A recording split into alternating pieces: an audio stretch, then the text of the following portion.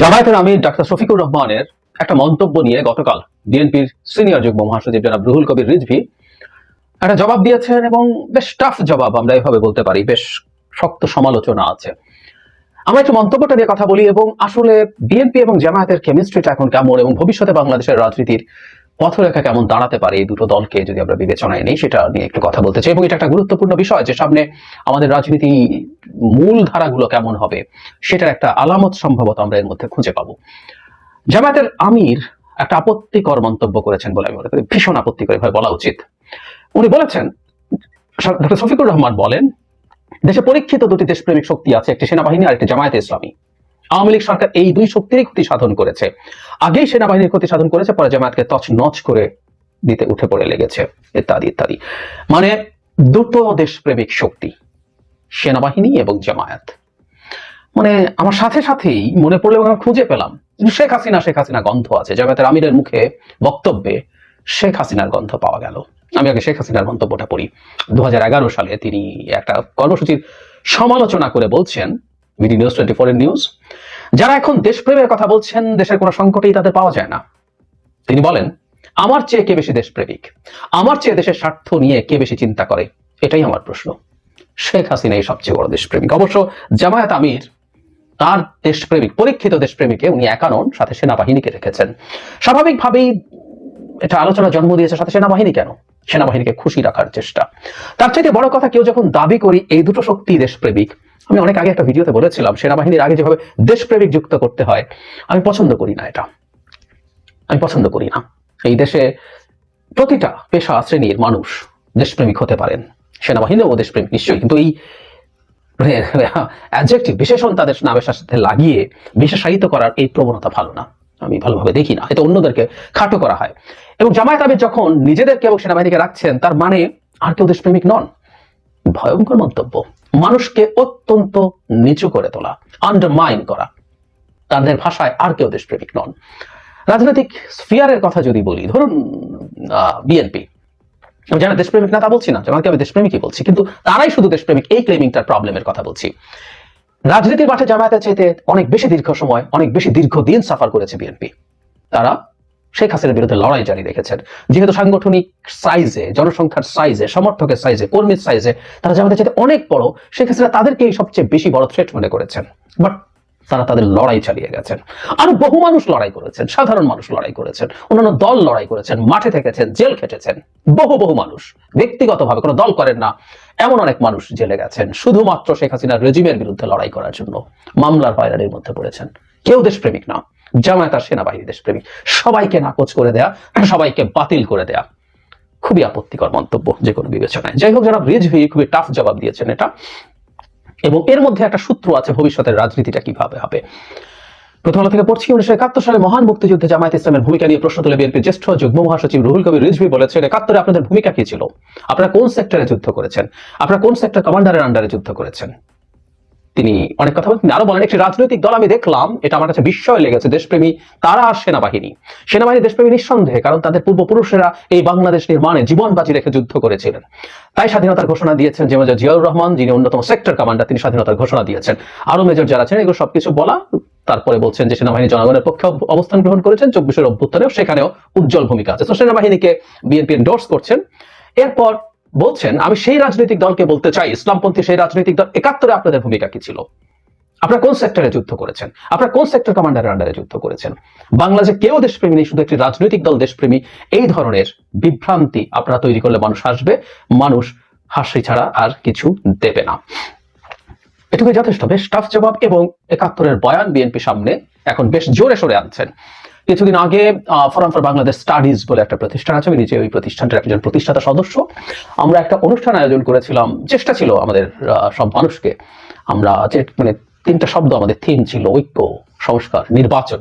So ঐক্যের একটা ডায়ালগের চেষ্টা ছিল। যাই হোক, সেখানে বিএনপি মহাসচিব এসছেন, সেখানেও তিনি খুব জোর দিয়ে 71-কে ধরে রাখার আলাপ এনেছেন। এবং সাম্প্রতিক সময় আমরা খেয়াল করব, বিভিন্ন ক্ষেত্রে যখন স্টুডেন্টরা বা আর কেউ 2024-কে দিয়ে 71-কে ধামাচাপা দিতে চায় বা এক ধরনের প্রবণতা দেখা যায়, বিএনপি সেটাকে প্রটেস্ট করে, তখন তারা খুব জোরে সোরে বিএনপি 71-কে সামনে নিয়ে আসে। রাইটলি এটা ইনফ্যাক্ট এটা রাজনীতি, এটা বুঝতে পারতে হবে। 71-এ বিএনপির গ্লোরিয়াস হিস্ট্রি আছে। বিএনপির যিনি প্রতিষ্ঠাতা, তিনি স্বাধীনতার ঘোষক, তিনি সেক্টর কমান্ডার, তিনি শেষ দিকে এসে 3টা ফোর্সের একটা জেড ফোর্স সেটার নেতৃত্ব দিয়েছেন। তো 71-এর যে লেগেছে বিএনপি সেটা গর্বের সাথে নিতে পারে। নট অনলি দ্যাট, রণাঙ্গনে অস্ত্র হাতে যুদ্ধ করা অনেক বেশি মুক্তিযোদ্ধা ইভেন আওয়ামী লীগের চাইতে তুলনামূলকভাবে অনেক বেশি আছে বিএনপিতে। সো বিএনপি সেটা ক্লেম করে এবং খুব স্বাভাবিকভাবে যেটা হয়েছে, জামায়াতের 71-এ প্রশ্নবিদ্ধ ভূমিকা আছে, খুবই টাফ ভূমিকা। আমি এটা ভিডিও করেছি। ফৌজদারি অপরাধগুলো বাদ দিলেও নৈতিকভাবে দানবীয় পাকিস্তানি সেনাবাহিনীরও পক্ষে থাকা বা অখণ্ড পাকিস্তানের পক্ষে থাকা, যখন তারা বাংলাদেশের মানুষের উপরে ভয়ঙ্কর রকম গণহত্যা এবং মানবতা বিরোধী অপরাধ, যুদ্ধাপরাধ করছিল, তখন নৈতিক সমর্থন দেওয়াটা একটা বড় ভুল না, অপরাধ। সো জামায়াত চাইবে 71-কে সরিয়ে রাখা এবং বিএনপি তার রাজনীতির কারণেই 71-ই সামনে আনছে আবার জামায়াত, যাতে এই ব্যাপারটাকে কিভাবে ডিল করে দেখা। যেটা বলছিলাম এর আগেও, এখন না, আমরা একটু যদি পেছনে ফিরে যাই, আমরা দেখব জামায়াতের আমিরই প্রথম শুরু করেছিলেন 5 আগস্টের পর যে এক, মানে আমি এক্সাক্ট ওয়ার্ডিং মনে নেই, মানে এক জালিম গেছে আরেক জালিম আসছে, এরকম একটা ইঙ্গিত বিএনপির প্রতি করেছিলেন বিভিন্ন জায়গায়। এবং পরবর্তীতে আমরা দেখেছি যে বিএনপির প্রতি এক ধরনের ইঙ্গিত তাদের আছে। শুধু সেটা না, আসলে এক ধরনের মেরুকরণের আলাপ শোনা যাচ্ছে, আমি নিশ্চিত নই কিন্তু শোনা যাচ্ছে, এবং সেটাই আমরা সামনে হয়তো দেখতে পারবো যে ছাত্রদের সাথে জামায়াত এবং ইসলামপন্থী দলগুলোর এক ধরনের জোট তৈরি হওয়ার প্রবাবিলিটি তৈরি হয়েছে। এবং বৈষম্য বিরোধী ছাত্র আন্দোলন যে সব জামায়াত বা যে ধরনের সাংগঠনিক কাজ করে, মিছিল করে, তার মধ্যে জামায়াত এবং ছাত্র শিবিরের অনেকে ওখানে ইনভলভড আছে। আমি আবারও বলছি, আমি নিশ্চিতভাবে বলছি না, আমি আবার একেবারে উড়িয়েও দিচ্ছি না, কারণ আমি খুবই ভালো সোর্স থেকে এটা জানতে পেরেছি। তো তাদের মধ্যে এক ধরনের অ্যালাইনমেন্ট আছে, এবং আমরা প্রকাশ্যেও যেসব আসে সেসব ক্ষেত্রেও দেখতে পাই। যেমন ধরুন রাষ্ট্রপতিকে অপসারণ প্রশ্নে জামায়াত প্রতিবাদ করেনি, এটা আমাদের খুব স্পষ্টভাবে মনে পড়ে। শুধু সেটা না, আমি দেশের দৈনিক একটি পত্রিকার রেফারেন্স দিয়ে গতকালই একটা ভিডিও করেছি, সেখানে খুব স্পষ্টভাবে দেওয়া ছিল এই যে তাদের প্রক্লেমেশন অফ, তাদের ভাষায় রেভলিউশন, বিপ্লবের ঘোষণাপত্র, সেটা দেওয়ার ক্ষেত্রে জামায়াতের নীরব সম্মতি ছিল আরো অনেকগুলো দলের। ফলে এখন আমরা দেখতে পাচ্ছি যে মাঠে একটা মেরুকরণ তৈরি হয়েছে।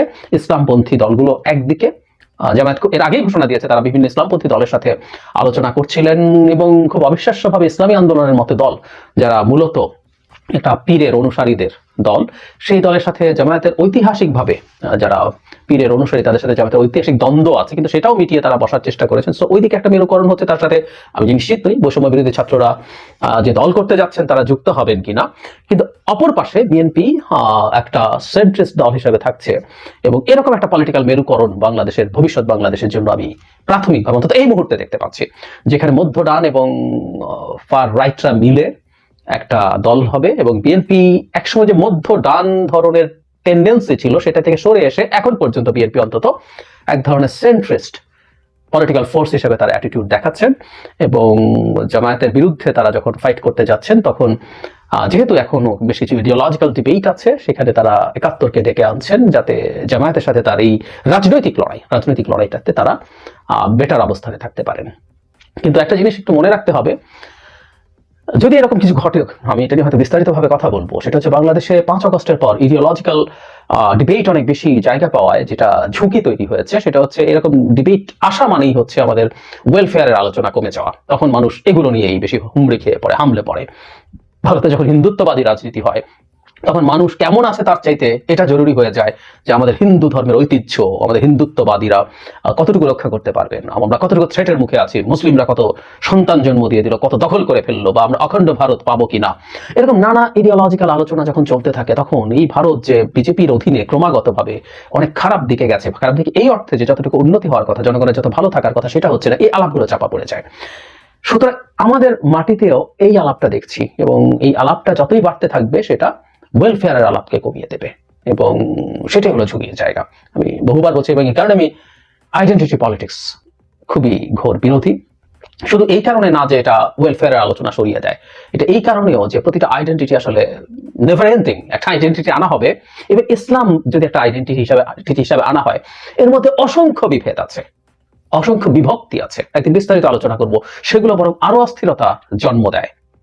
ইসলাম আইডেন্টিটি যারা এনেছেন, যারা সমাজে রাজনীতিতে রাখতে চান, তাদের অনেকের হাতেই, যারা দেখছি তাদের কথা বলছি না, এই যে এই অভ্যুত্থানের পর মাজার ভাঙা হলো অনেকগুলো, কিন্তু যারা মাজারকে কেন্দ্র করে ইসলামকে দেখেন, আমি কোনটা সঠিক কোনটা ভুল সেই কথা বলছি না, তিনি ওটাকে সঠিক মনে করেন, এবং আরেকটা গ্রুপ ভুল মনে করেন এবং রীতিমতো ভেঙে চলে দিচ্ছেন। সো আমরা যখনই একটা আইডেন্টিটি আনি, ওটার মধ্যেই নানান রকম বিভেদ আবার তৈরি হয়। এটাই সংকটের জায়গা। যাই হোক, আমরা এখন এই মুহূর্তে এটা দেখতে পাচ্ছি এবং বাংলাদেশে এক ধরনের সফট টু টাফ ইসলামিস্ট আইডেন্টিটির মানুষজন একত্র হচ্ছেন, অ্যাপারেন্টলি এটা দেখা যাচ্ছে, এবং বিএনপি তার কাউন্টার ফোর্স হিসাবে দাঁড়াচ্ছে। আমরা সাম্প্রতিক সময়ে জামায়াত এবং বিএনপির যে ফাইট দেখছি, ইডিওলজিক্যাল ফাইট, সেটা আমাদেরকে সেই আভাস দিচ্ছে। দেখা যাক সামনে কি হয়।